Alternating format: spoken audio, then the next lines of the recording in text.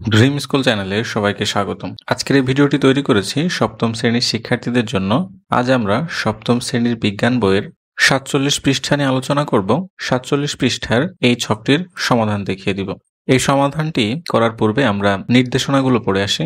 উপরের প্রক্রিয়াটি তো দেখলে, এবার তোমাদের নিজেদের সৌরচুল্লি বানানোর পালা। তোমার দলের সবাই মিলে আলোচনা করে ঠিক করো কোন কোন উপকরণ তোমাদের এলাকায় সহজলভ্য, বিনা খরচেই সেগুলো জোগাড় করা সম্ভব। এবার তোমরা কোন কোন উপকরণ ব্যবহার করবে তা নিচে লিখে রাখো। অর্থাৎ একটি সৌরচুল্লি বানাতে কি কি উপকরণের প্রয়োজন হবে সেই উপকরণের নামগুলো আমরা এই জায়গাগুলোতে লিখে রাখবো। তবে চলো দেখে আসা যাক একটা সৌরচুল্লি বানাতে কি কি উপকরণ প্রয়োজন হবে। উপকরণের নাম: ফলের কার্টুন বক্স, অ্যালুমিনিয়াম ফয়েল, এরপর আছে স্টিলের টিফিন বাটি, সাধারণ থার্মোমিটার, শোলা, তারপর রাখবে কস্টেপ, এরপর রয়েছে কাঁচ, আঠা, কাঠি, পলিথিন। আমাদের একটি সৌরচুল্লি বানাতে এই উপকরণগুলো প্রয়োজন হবে। এর পরবর্তী যে ছকটি রয়েছে সেটি হচ্ছে ৪৮ পৃষ্ঠায়। এখন আমরা এই ছকটির নিয়ে আলোচনা করব এবং এই ছকটির সমাধান দেখিয়ে দিব।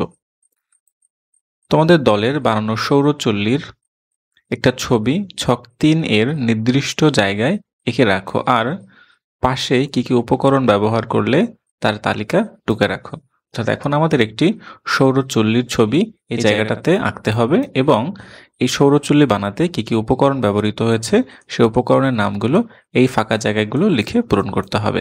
তবে চলো আমাদের একটি সৌরচুল্লির ছবি এবং এই সৌরচুল্লি বানাতে কি কি উপকরণ প্রয়োজন হয়েছে সেই উপকরণগুলো দেখে আসি। আমরা ডান পাশে একটি সৌরচুল্লির ছবি এঁকেছি। তোমরা তোমাদের বইয়ে এরকম একটি সৌরচুল্লির ছবি এঁকে নিবে।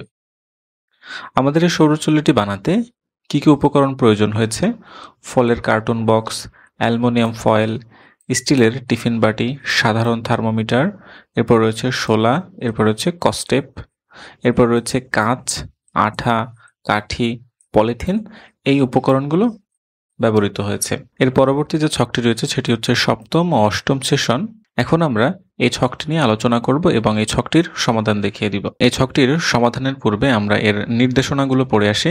আধা ঘন্টা পর্যবেক্ষণ করে দেখো চুলার মধ্যে তাপমাত্রা ও ডিমে কোনো পরিবর্তন হয় কিনা। পর্যবেক্ষণ থেকে নিচের ছক পূরণ করো। অর্থাৎ আমরা রোদে যে আমাদের সৌরচুল্লিটি রেখে দিলাম এবং সেই সৌরচুল্লির তাপমাত্রার যে পরিবর্তন আসছে সেই পরিবর্তনগুলো আমাদের এইখানে লিখে পূরণ করতে হবে। প্রথমে আছে সময় ও তাপমাত্রা। 0 মিনিটে কত ডিগ্রি সেলসিয়াস ছিল, 5 মিনিট পর কত ডিগ্রি হলো, 10 মিনিট পর কত ডিগ্রি হলো, 15 মিনিট, 20, 25 ও 30 মিনিট পরে আমাদের সৌরচুল্লির তাপমাত্রা কত ডিগ্রি হলো সেগুলো আমাদের এখন এখানে লিখে পূরণ করতে হবে। তোমাদের বোঝার সুবিধার্থে আমি একটি নমুনা উত্তর তৈরি করেছি। চলো নমুনা উত্তরটি দেখে আসা যাক। এদিকে রয়েছে সময়, তাপমাত্রা সেলসিয়াস। 0 মিনিটে অর্থাৎ প্রথমে আমাদের রোদে রাখার পূর্বে তাপমাত্রা ছিল 20 ডিগ্রি সেলসিয়াস। 5 মিনিট পর এটা তাপমাত্রা হলো 30 ডিগ্রি সেলসিয়াস। 10 মিনিট পর হলো 50 ডিগ্রি।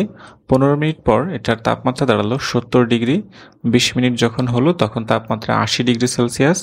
25 মিনিট হলে তাপমাত্রা 90 ডিগ্রি সেলসিয়াস। 30 মিনিট হলে 100 ডিগ্রি সেলসিয়াস পর্যন্ত পৌঁছালো। সুপ্রিয় শিক্ষার্থীরা, এই ছিল আমাদের আজকের আলোচ্য বিষয়ের সমাধান। আজকে আমরা এই ছকটি নিয়ে আলোচনা করলাম এবং এই ছকটির সমাধান দেখিয়ে দিলাম। আগামী পর্বে আমরা 49 পৃষ্ঠার এই ছকটি নিয়ে আলোচনা করব এবং এই ছকটির সমাধান দেখিয়ে দিব। আজকের এই লেসনটি নিয়ে যদি কোনো প্রশ্ন, পরামর্শ বা মন্তব্য থাকে তবে ভিডিওর কমেন্টে লিখে আমাদেরকে জানাতে পারো।